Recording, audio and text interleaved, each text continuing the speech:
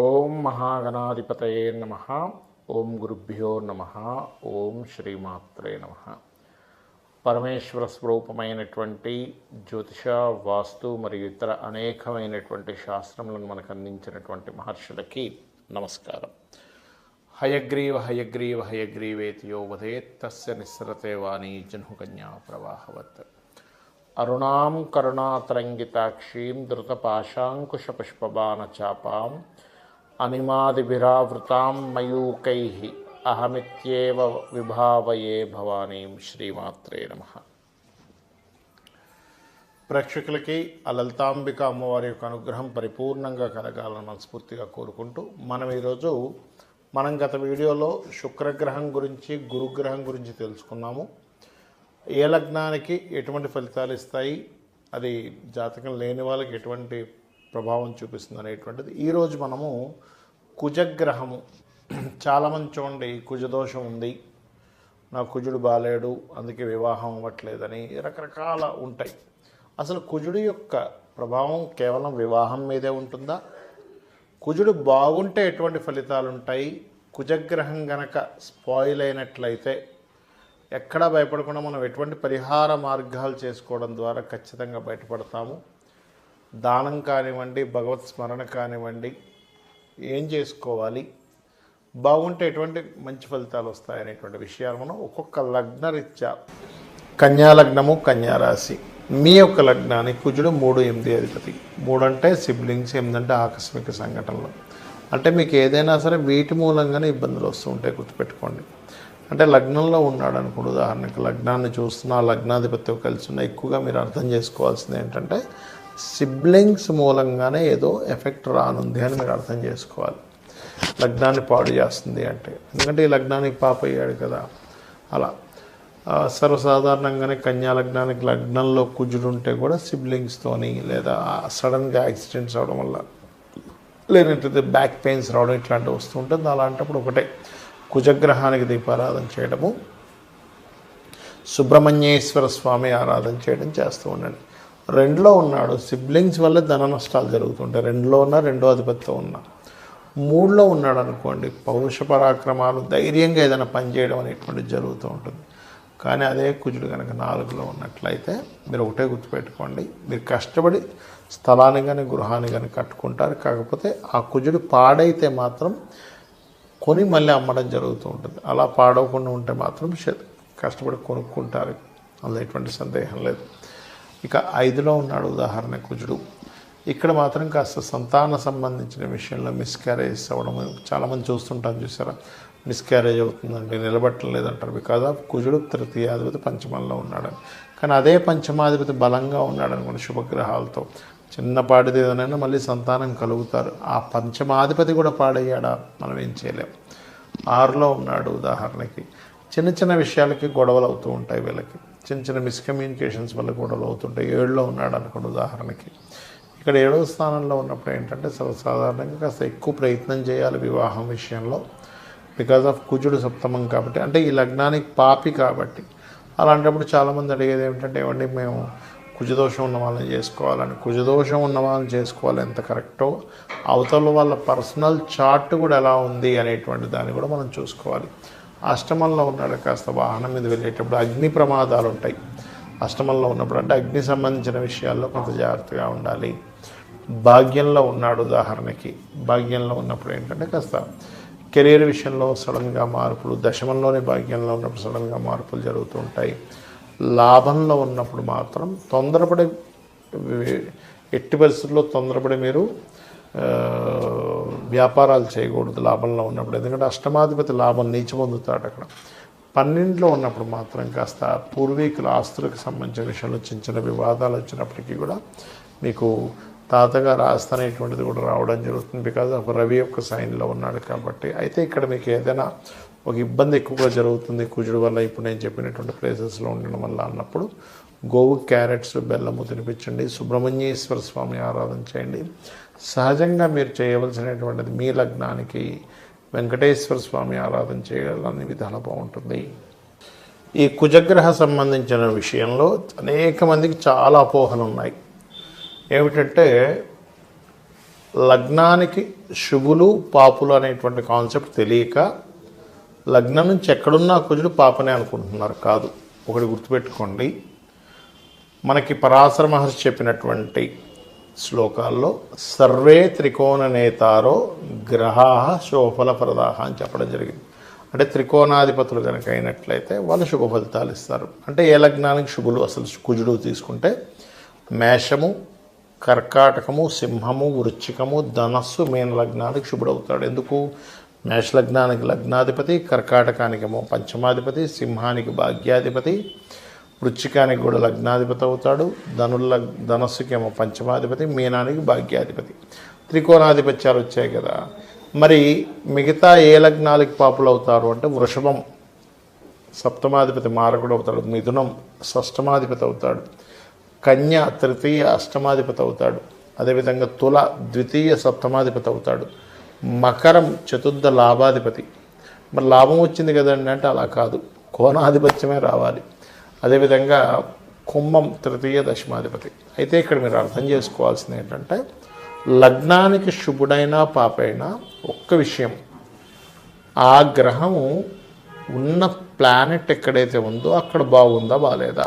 ఎలా అంటే ఒక్కోసారి చూడండి, మనకి మన ఇంట్లో పర్సనే వ్యసనాలకు గురయ్యాడు, అంటే రకరకాల డ్రింకింగ్స్ కానీ వాటికి వీటికి హ్యాబిట్స్కి గురైపోయాడు. ఇంట్లో ఉన్నటువంటి ధనాన్ని కూడా దొంగతనం చేసి తీసుకెళ్ళి అక్కడ ఆ వ్యసనాలు గురవడం వల్ల వాటికి ఖర్చు పెట్టేస్తాడు.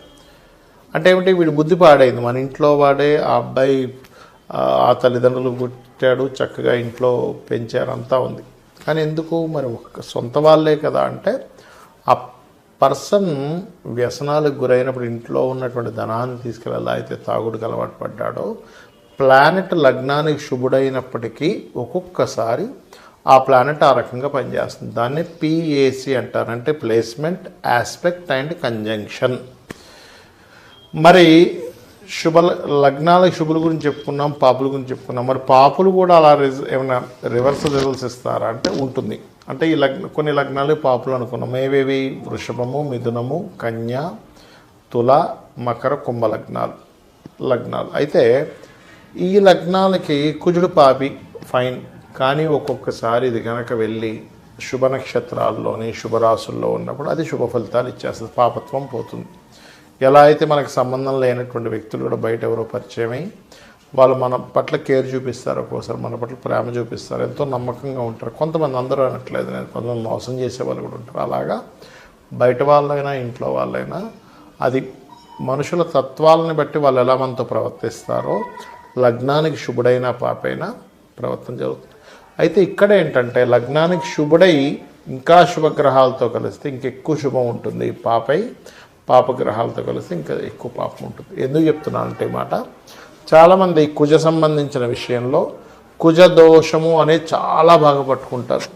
ఏమంటే కుజదోషం ఉందంట, కుజదోషం ఉన్న వాళ్ళని కుజదోషం ఉన్న వాళ్ళతోనే వివాహం చేయాలి అంటూ ఉంటారు. అదొక కాన్సెప్ట్, కుజదోషం ఉన్న వాళ్ళని కుజదోషం ఉన్న వాళ్ళతోనే వివాహం చేయాలని. కానీ వివాహ ప్రక్రియ, వివాహ సంబంధించినటువంటి విషయంలో మాత్రం ఖచ్చితంగా మీరు పాటించాల్సిన విషయం ఏంటంటే, మీరు సప్తమ స్థానాధిపతి, అంటే మీరు ఎవరినైతే వివాహం చేసుకుంటున్నారో అమ్మాయి కావచ్చు అబ్బాయి కావచ్చు, 7th లార్డ్ ఎలా ఉన్నాడు, వివాహ కారకుడు ఎలా ఉన్నాడు, 12వ స్థానాధిపతి ఎలా ఉన్నాడు, ఇవి ప్రధానంగా తీసుకోవాలంటే 7th lord and 12th lord. దీంతోపాటు స్త్రీలకైతే కుజగ్రహం, ఇప్పుడు మనం కుజగ్రహం గురించి మాట్లాడుకుంటున్నాం కదా, కుజుడు ఎక్కువ స్పాయిల్ అయితే స్త్రీలకు ఎక్కువ ఎఫెక్ట్ ఉంటుంది, అంతేగాని పురుషులకు ఎక్కువ ఎఫెక్ట్ ఉండదు. పురుషులకు కూడా ఉంటుంది కానీ అది వేరే విధంగా ఉంటుంది. అయితే ఇక్కడ మీరు ఎప్పుడూ అర్థం చేసుకోవాల్సింది, కుజుడు ఓన్లీ సప్తమ స్థానంలోనే 12వ స్థానంలో పాడైతే మాత్రమే వివాహం మీద ఎఫెక్ట్ ఉంటుంది, ప్రతి ప్లేస్లో ఎఫెక్ట్ ఉండదండి. ఎలా అంటే ఇప్పుడు లగ్నంలో పాడయ్యాడు, జీవుడి యొక్క స్ట్రెంగ్త్ను కోల్పోతాడు లేదా మూర్ఖంగా తయారవుతాడు. ధనస్థానంలో పాడయ్యాడు అనుకున్నప్పుడు కుటుంబ సభ్యుల మధ్యన గొడవలు వస్తాయి, కానీ వివాహం విషయంలోనే అవ్వాలని రూల్ లేదు. అక్కడ సప్తమ స్థానాధిపతి కూడా కలిస్తే అప్పుడు వివాహం మీద ఉంటుంది. 3లో పాడయ్యాడు ఉదాహరణకి, అప్పుడు సిబ్లింగ్స్తో గొడవలు ఇట్లాంటివి వస్తూ ఉంటాయి. అలా ఏ స్థానంలో పాడైతే, ఉదాహరణకి 4వ స్థానంలో పాడయ్యాడు కుజుడు, అలాంటప్పుడు వాళ్ళు ఆ కుజుడు ల్యాండ్స్ కారకుడు కాబట్టి ల్యాండ్స్ కొనుక్కోకూడదు, అపార్ట్మెంట్స్ కొనుక్కోవాలనే విషయం తెలుసుకోవాలి. లేదా అతని పేరు మీద కొనుక్కోకుండా అతని జీవిత భాగస్వామి పేరు మీదో పిల్లల పేర్ల మీద కొనుక్కోవాలి. ఈ జాగ్రత్తలు పాటించాలి. పంచమంలో పాడైపోయాడు, అప్పుడు ఏమవుతుంది, వాళ్ళకి మిస్క్యారేజెస్ అవ్వడము ఇట్లాంటివి జరుగుతూ ఉంటాయి.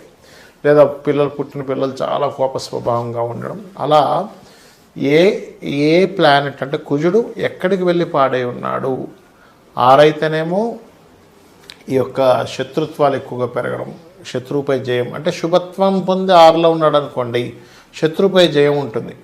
పాపత్వం పొంది 6లో ఉన్నాడు అనుకోండి శత్రుపీడ ఎక్కువగా ఉంటుంది. చాలామంది అంటుంటారు, ఏమండి మాకు బాగా శత్రువులు ఉన్నారండి. అలాంటప్పుడు ఏం చేయాలి, సుబ్రహ్మణ్యేశ్వర స్వామి ఆరాధన చేసుకోవాలి. అదేవిధంగా మీకు సప్తమంలో 12లో ఉంటే వివాహం మీద చూపిస్తుంది ఎఫెక్ట్ అన్నాను కదా, అలాంటప్పుడు చక్కగా మీరు గోవుకి క్యారెట్స్ బెల్లము తినిపించడము ఇవి చేస్తున్నట్లయితే, ముఖ్యంగా కుజుడు శని కలిసి ఉన్నారనుకోండి గోవుకి బెల్లము క్యారెట్స్ తినిపించినట్లయితే తొందరగా దాని యొక్క ఉపశమనం అనేటువంటి లభిస్తుంది. అదేవిధంగా కొంతమంది కుజదోషం కాస్త కుజదోషంలా కాకుండా సర్పదోషంగా మారుతుంది రాహుతో కలిసినప్పుడు. అలాంటప్పుడు రాహుకేతులు పూజ చేయించుకోవడము, కుజ రాహుకేతు గ్రహాల దగ్గర దీపారాధన చేయడము ఇవి చేస్తూ ఉండాలి. ముఖ్యంగా సుబ్రహ్మణ్యేశ్వర స్వామి క్షేత్రాలకు వెళ్తున్నట్లయితే కూడా బాగుంటుంది. అయితే ఇక్కడ ఏంటంటే మనకు ఆయుష్ని శని భగవానుడు ఎలా ఇస్తాడో కుజుడు కూడా ఆయుష్ని నిర్ధారణ చేస్తూ ఉంటాడు. ఎందుకంటే లగ్న అష్టమాధిపతి కుజుడు బాగా పాడయ్యాడు అనుకోండి. అందుకే చూడండి సడన్ డెత్స్ అంటూ ఉంటాం. అసలు అనుకోలేదండి, సడన్గా స్ట్రోక్ వచ్చింది, సడన్గా హార్ట్ అటాక్ వచ్చింది, వెళ్తే యాక్సిడెంట్ అయిందంటూ ఉంటాం. బికాజ్ ఆఫ్ కుజుడు పాత్ర అక్కడ ఉంటుంది. మరి ఇలా గ్రహాలు ఇలా ఉన్నప్పుడు అప్పుడు ఏం చేయాలి, అసలు జాతకమే లేదు, ఏమీ లేదు, కానీ మాకు లైఫ్లో ఎక్కువగా భూమి మూలంగా ఇబ్బందులు వస్తున్నాయి, అన్నదమ్ముల మూలంగా ఇబ్బంది వస్తుంది, యాక్సిడెంట్స్ అవుతున్నాయి, లేనట్లయితే బాడీలో స్ట్రెంగ్త్ లేనట్టుగా ఉన్నాము, ఎనర్జెటిక్గా లేకపోతున్నాము అంటే దాని అర్థం మీ జన్మజాతకంలో కుజగ్రహం పాడైందని. అలాంటప్పుడు మీరు చేయవలసింది చాలా సింపుల్గా కుజ శని రాహు గ్రహాల దగ్గర దీపారాధన చేయండి. మరియు సుబ్రహ్మణ్యేశ్వర స్వామి ఆరాధన కానీ, లక్ష్మీనరసింహస్వామి ఆరాధన కానీ, లేనట్లయితే ఆంజనేయ స్వామి ఆలయాలకు కానీ రెగ్యులర్గా వెళ్ళడం చేయండి. లేనట్లయితే ఇంట్లోనే పుష్పాలు వేస్తూ ఆ స్వామివారిని అమ్మవారిని తలుచుకోండి. అప్పుడు ఏమవుతుందంటే ఈ కుజగ్రహ ప్రభావం పూర్తిగా తగ్గుతుంది. పూర్వజన్మల్లో మనం చేసినటువంటి కర్మలే ఈ రూపంలో వస్తాయి. అంటే పూర్వజన్మలో ఎవరైనా ల్యాండ్ తీసుకున్నాము, ఈ జన్మలో మన ల్యాండ్ ఇంకెవరెవరు లాక్కోవడమో, లేకపోతే ల్యాండ్ కొనలేని పరిస్థితి రావడమో, ఇబ్బంది పడ్డమో ఇట్లాంటివి జరుగుతూ ఉంటాయి. అన్నదమ్ములతో సఖ్యత లేకుండా అన్నదమ్ములను ఇబ్బంది పెట్టాము, అప్పుడు ఈ జన్మలో అన్నదమ్ముల ద్వారా ఇబ్బందులు గొడవలు వస్తూ ఉంటాయి. అలాగా ఒక వ్యక్తి తనంతట తాను స్వయంగా నిలబడదాము అనుకునేటప్పుడు మీరు ఆ వ్యక్తిని ఇబ్బంది పెట్టారు. ఈ జన్మలో ఏమైపోతుందంటే మీరు నిలబడే స్థితిలో కూడా కోల్పోతుంటారు. అలా మనం చేసినటువంటి కర్మే ఈ రూపంలో ఇక్కడ వచ్చి ఇబ్బంది పెడుతూ ఉంటుంది, మనం అనుభవిస్తూ ఉంటాం. అంతేగాని కుజుడు ఏదో మన మీద పగబెట్టుకొని వచ్చి ఆయన ఏం చేయడు. మనం చేసుకున్న కర్మ కుజుడు రూపంలో వస్తుంది. ఇట్లాంటివన్నీ గొడవలు కావచ్చు, ఈ భూములు కావచ్చు, ఫ్యాక్టరీస్, కొంతమంది చూడండి ఫ్యాక్టరీ పెట్టి నష్టపోతుంటారు. అంటే ఏమిటి, పూర్వజన్మల్లో ఒక మంచి ఫ్యాక్టరీ మీకు ఎవరైనా అప్పచెప్తే మీరు దాన్ని కాస్త లాస్లోకి తీసుకెళ్ళి కావాలని పని కట్టుకొని వాళ్ళని ఇబ్బంది పెట్టినట్లయితే మీరు ఈ జన్మలో ఫ్యాక్టరీలు పెట్టి ఇబ్బంది పడతారు. ఇది వెరీ క్లియర్లీ మనకి కర్మ విపాకము అనేటువంటి గ్రంథంలో ఉన్నటువంటి విషయాలు నేను చెప్తున్నాను అన్నీ కూడా. కాబట్టి చాలామంది భూములు కబ్జాలు చేస్తుంటారు ఈ జన్మల్లో. వాళ్ళకి శాస్త్రం ఏం చెప్పిందంటే కర్మ విపాకం అనేటువంటి గ్రంథము 1000 జన్మలు మలములో పురుగుగా పుడతాడట ఆ వ్యక్తి. కాబట్టి ఇవి గుర్తుపెట్టుకోండి. సుబ్రహ్మణ్యేశ్వర స్వామి ఆరాధన చేయండి, అన్ని విధాలా బాగుంటుంది. శ్రీమాత్రే నమః.